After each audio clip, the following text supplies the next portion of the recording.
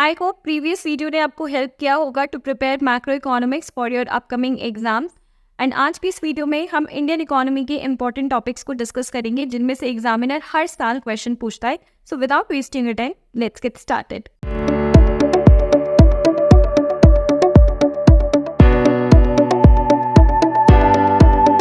तो first chapter Indian economy on the eve of independence की अगर हम बात करें तो इसमें से long questions and short questions दोनों ही टाइप के क्वेश्चंस पूछे जा सकते हैं। सो लॉन्ग क्वेश्चंस की बात करें तो दे कैन आस्क यू कि what was the state of Indian economy at the time of independence, जहां पर आपको एक्सप्लेन करना होगा कि किस तरीके से हमारी इंडिया की इकोनॉमी एक बैकवर्ड इकोनॉमी थी, स्टेगनेंट इकोनॉमी थी and all those points. Second question जो वो आपसे पूछ सकते हैं is about the positive impact of British rule in India.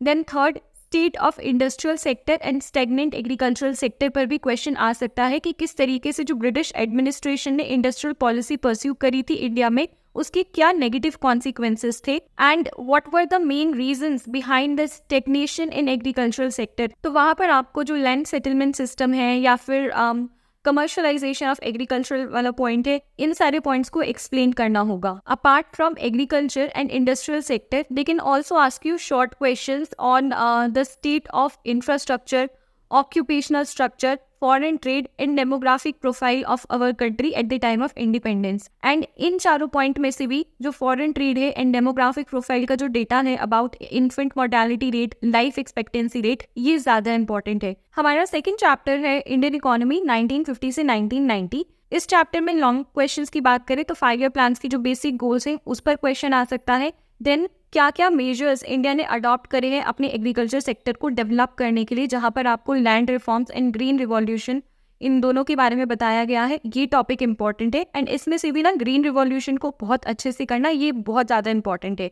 इसके बाद क्या पॉलिसीज इंडिया ने परस्यू करा है इंडस्ट्रियल सेक्टर को डेवलप करने के लिए, इस पर क्वेश्चन आ सकता है। इसमें से industrial policy resolution that IPR 1956 and small scale industries पर खास ध्यान देना। उसके बाद फॉरेन ट्रेड की अगर बात करें तो इम्पोर्ट सब्सटीट्यूशन के ऊपर वो क्वेश्चन हमसे पूछ सकते हैं। एंड इन केस अगर उन्हें डायरेक्ट क्वेश्चंस नहीं दे रहे so they can ask you for critical appraisal of development in agriculture sector, industrial sector और फॉरेन ट्रेड सेक्टर। सो जो चैप्टर के एंड में टॉपिक है एंड प्लस कंक्लूजन वाला पार्ट है, उसमें से आप अपने आंसर को फ्रेम कर सकते हो। अब बात करते हैं chapter number 3, liberalisation, privatisation and globalisation की।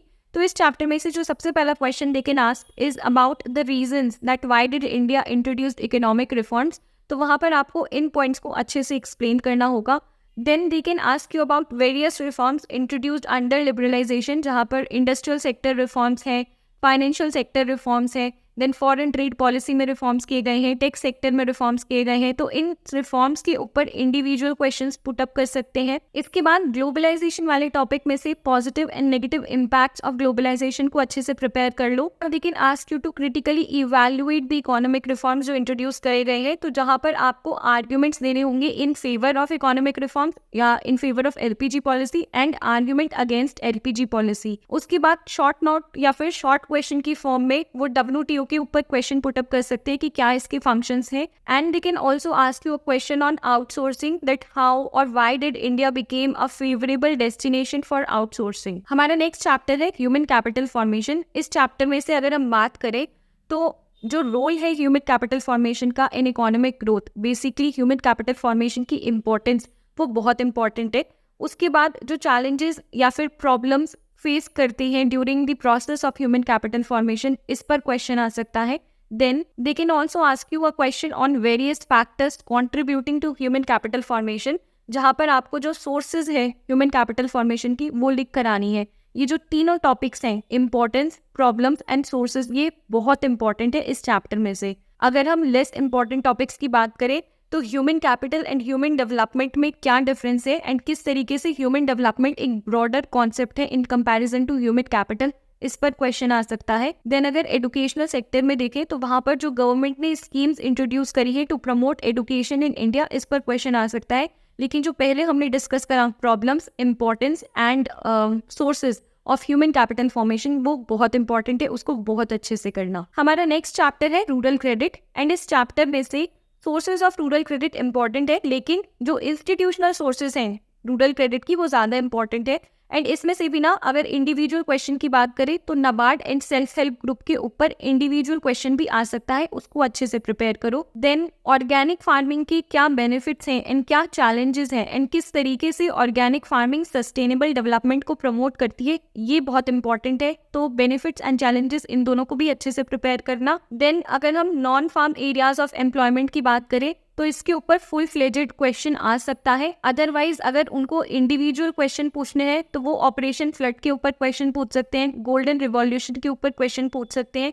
तो non farm areas of employment from long question point of view as well as from short question point of view, ये इंपॉर्टेंट है। ऑल्सो जो एग्रीकल्चरल मार्केटिंग के अंदर वेरियस मेजर्स की बात करी गई है टू इम्प्रूव एग्रीकल्चरल मार्केटिंग, वो भी बहुत एक इंपॉर्टेंट क्वेश्चन है।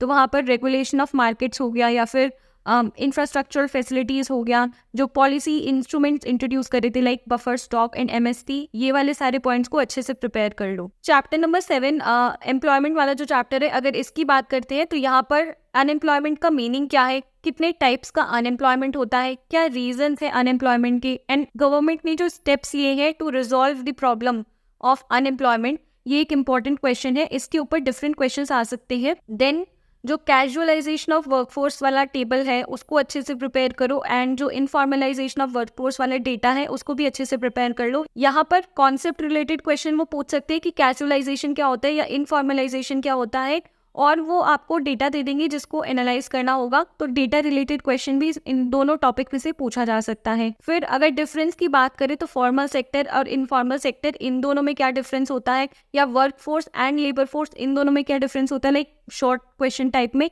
वो आपसे पूछ सकते हैं। सो chapter number 9 environment and sustainable development की अगर हम बात करें तो वहाँ पर जो सस्टेनेबल डेवलपमेंट है इसके ऊपर क्वेश्चन फ्रेम कर सकते हैं कि इसका मीनिंग क्या है, देन किस तरीके से हम सस्टेनेबल डेवलपमेंट को अचीव कर सकते हैं। तो बेसिकली स्ट्रैटेजीज वहाँ पर आपको लिख कर आनी होंगी। देन शॉर्ट क्वेश्चन में फंक्शंस ऑफ एनवायरनमेंट एक इंपॉर्टेंट टॉपिक है। उसके बाद अब्जॉर्प्टिव कैपेसिटी एंड कैरिंग कैपेसिटी के ऊपर क्वेश्चन आ सकता है एनवायरमेंटल क्राइसिस की बात करें तो। देन इस चैप्टर में से तो हर साल वो एक पिक्चर रिलेटेड क्वेश्चन पूछ ही लेते हैं। तो ये वाली जो सारे टॉपिक्स हैं इनको बहुत अच्छे से करना। जो NCERT में भी इनकी इमेजेस है ना, उनको बहुत अच्छे से देख लेना, क्योंकि कई बार क्या होता है वो NCERT की इमेज में उठा के दे देते हैं जिससे आपको गेस करना डिफिकल्ट हो जाता है कि यार ये कौन सा टॉपिक है।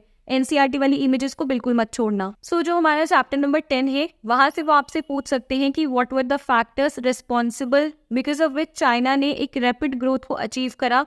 सो यहाँ पर आपको जो रिफॉर्म्स चाइना ने इंट्रोड्यूस करे हैं, जो डुअल प्राइसिंग पॉलिसी फॉर्म करी गई थी वहां पर, एंड देन जो स्पेशल इकोनॉमिक जोन्स बनाए गए थे, इन पॉइंट्स को लिख कर आना है। एंड इसी चाइना वाले टॉपिक में से एक स्पेसिफिक शॉर्ट क्वेश्चन की फॉर्म में वो GLF कैंपेन के बारे में भी पूछ सकते हैं, तो उसको भी अच्छे से प्रिपेयर कर लेना। देन सिमिलर स्ट्रैटेजीज या सिमिलर डेवलपमेंट पाथ जो इंडिया एंड पाकिस्तान ने फॉलो करा था उस पर क्वेश्चन पुट अप कर सकते हैं। देन वो आपसे कंपेयर करने के लिए बोल सकते हैं कि इंडिया, चाइना एंड पाकिस्तान का जो डेमोग्राफिक कंडीशंस था उसको कंपेयर करो। तो ये वाला टेबल बहुत इंपॉर्टेंट है इस पॉइंट ऑफ व्यू से। एंड ह्यूमन डेवलपमेंट इंडिकेटर्स पर भी कंपैरिजन करने के लिए कह सकते हैं। सो अगेन ये वाले टेबल को अच्छे से प्रिपेयर कर लेना। एंड ओवरऑल जो डेवलपमेंट स्ट्रैटेजीज फॉलो करी है इंडिया ने, चाइना ने एंड पाकिस्तान ने, इसका क्रिटिकली अप्रेजल करने के लिए हमसे कह सकते हैं। तो ये वाले क्वेश्चन को भी अच्छे से प्रिपेयर कर लो। सो ये थे कुछ इंपॉर्टेंट टॉपिक्स जिनमें से एग्जाम में हर बार क्वेश्चन हमें देखने के लिए मिल जाते हैं। So prepare well and all the very best for your exam. अगर ये वीडियो अच्छा लगा है एंड इसने आपकी हेल्प करी है तो consider subscribing to the channel and like this video. अपने फ्रेंड्स के साथ भी शेयर करना, एंड अगर कोई डाउट है तो कमेंट्स में पूछ लेना। Thank you.